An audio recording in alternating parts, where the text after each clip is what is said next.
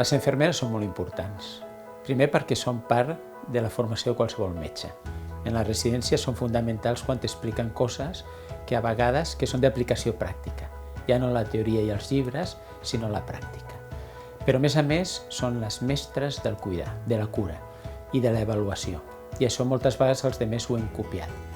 Com evaluen globalment a les persones. I per últim, la continuïtat de la cura. Felicito la seva manera d'avaluar i d'intervindre.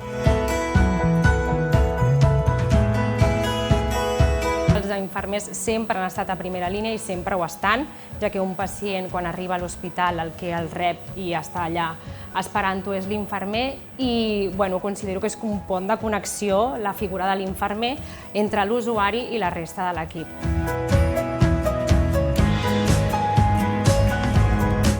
Para mí los hospitales son como seres vivos, siempre hay personas cuidando de otras personas y en ese sentido el personal de enfermería es el que está siempre ahí, a todas las horas, cuidando de otras personas.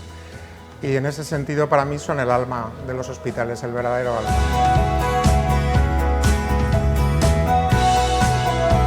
Yo las venero, Nuestras enfermeras se merecen todo. Por la delicadeza, el cariño y el amor que tratan a nuestros pacientes, saberlos escuchar. Les hemos transmitido la hospitalidad, entonces ellos trabajan con nuestro carisma de hospitalidad. Para mí son infatigables, pero sobre todo creo que son las profesionales que mejor detectan las necesidades reales, aquí y ahora, de los pacientes.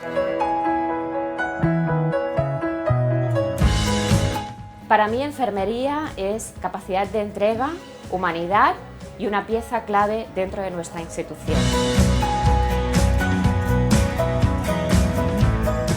Son todas aquellas personas que con sus cuidados contribuyen en nuestra recuperación y autonomía.